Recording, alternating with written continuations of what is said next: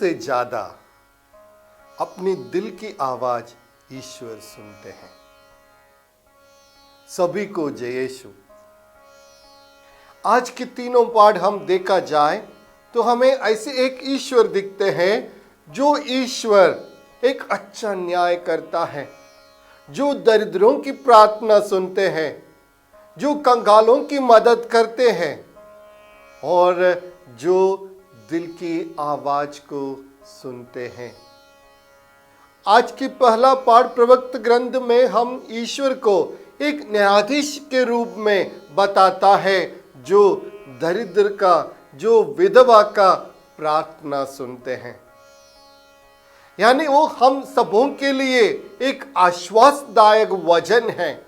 हमें लगता है इस दुनिया मुझे नहीं सुनते हैं, मेरा परवाह नहीं करता है, मैं जो कुछ भी करूं मुझे न्याय नहीं मिल रहा है।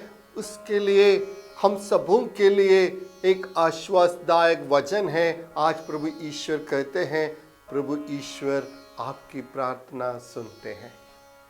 आज की दूसरा पाठ तिमोथी के नाम दूसरे पत्र में संत पौलुस कहते हैं कि वह उनकी आखिरी समय तक आए हैं और वो कहते हैं उसने इस दुनिया का पूरा दौड़ पूरा कर दिया और जो ईश्वर उनको सम्मान करेगा।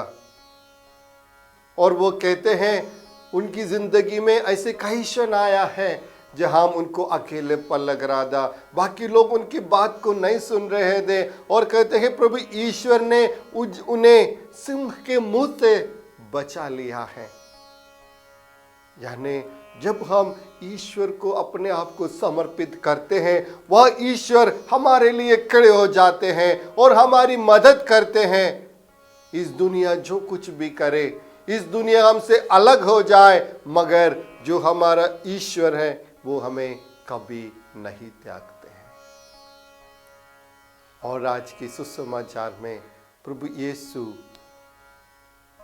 प्रार्थना कैसा करना है उसके बारे में हमें दिखा रहे हैं।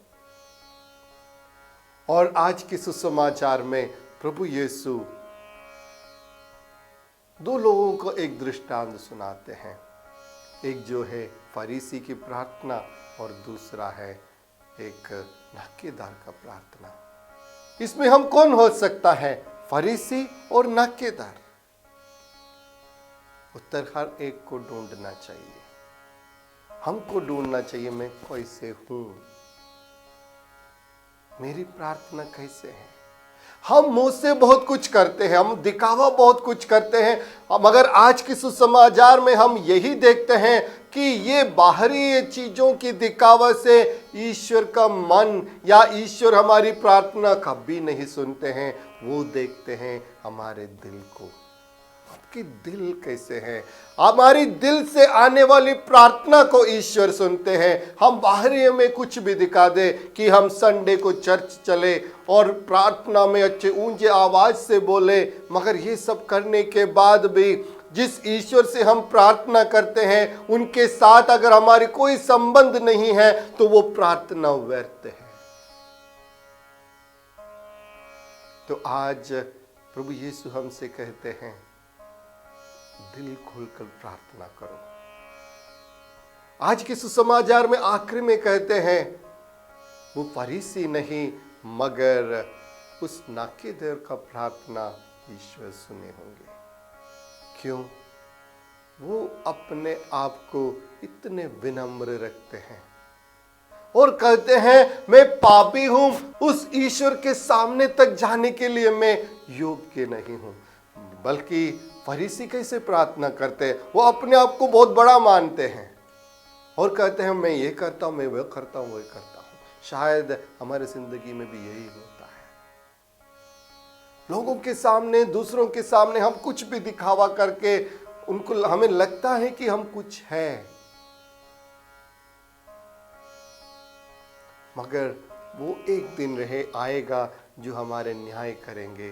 तब ईश्वर भी, प्रभु यीशु भी हमें देख के यही कहने वाला है कि आपके नहीं मगर जो आपके पीछे खड़े होकर जो प्रार्थना किया है उनकी प्रार्थना सुने है। हम दूसरों से तुलना ना करें, हमको विनम्र बनना है। ईश्वर बोलते हैं जो पिछले हैं वो आगे हो जाएगा, जो छोटे हैं वो बड़ा हो जाएगा। जी हाँ मेरे प्यारे माता पिताओं, भाई बहनों, प्यारे बच्चों, आज के सुसमाचार हमें विनम्रता से प्रार्थना करने के लिए बुला रहे हैं। इस विनम्रता सिर्फ प्रार्थना में नहीं मगर हमारे जिंदगी की सभी क्षेत्रों में दिखना चाहिए।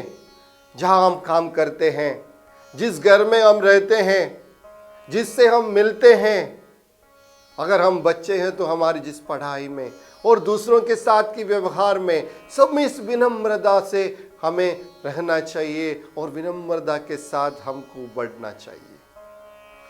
हमको विनम्र रहना चाहिए। कभी कभी हम अपने आप को इतना बड़ा मानता है कि कभी कभी हमको वेट करने नहीं कर पाते हैं, और कभी कभी हम लाइन में नहीं लग रह सकते हैं क्योंकि मानते हैं हम कुछ बड़े हैं, हमको आगे आना चाहिए या आगे जगह मिलना चाहिए, बाकी लोगों से हम कुछ अलग है या कुछ अलग है, कुछ बड़े हैं, इसलिए हम इस लाइन में नहीं रहेंगे।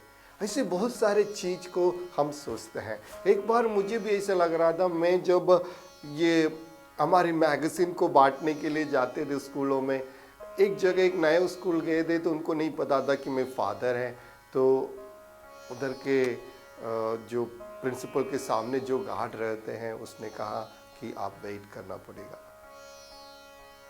तो मुझे लगा कि मैं फादर है बोल के घुस जाऊं, मुझे मेरे अंदर इतने गुस्सा आ रहा था कि मुझे एक फादर को बाहर बिठा रहा है, ऐसे लग रहे थे। मगर गार्ड को नहीं पता था कि मैं फादर है, मगर फिर भी मेरे अंदर के अंदर ऐसे गुस्सा जैसे आ रहा था बोलने के लिए कि हाँ मैं फादर हूँ, मुझे आने दीजिए। मगर बाद में मैंने थोड़ा सा बैठकर सोचा कि मेरे सामने कितने सारे लोग खड़े हैं, उनको भी उनके काम से व्यस्त है और वो उनको भी बहुत सारे काम रहते हैं, फिर भी उन लोग लाइन में रहकर एक एक जन करके प्रिंसिपल से मिल रहा है, तो मैं क्यों ना मिलूं। तो मैं भी यहाँ वेट कर दिया था। तो कभी कभी हमें भी ये लगता है कि हमको विनम्र बनना चाहिए, उनके लिए एक नया स्टेप हमको लेना चाहिए। हमको अपने आप को इतना विनम्र रखना चाहिए, इतना विनम्र रखना चाहिए कि ईश्वर की आवाज मैं सुन पाऊं, ईश्वर की चेहरा दूसरों में देख पाऊं, तब ईश्वर भी हमारा प्रार्थना सुनेंगे। जो विनम्रता से प्रार्थना करते हैं उनकी प्रार्थना ईश्वर कभी भी अनसुनी नहीं करते हैं। पिता, पुत्र और पवित्र आत्मा के नाम पर आमीन।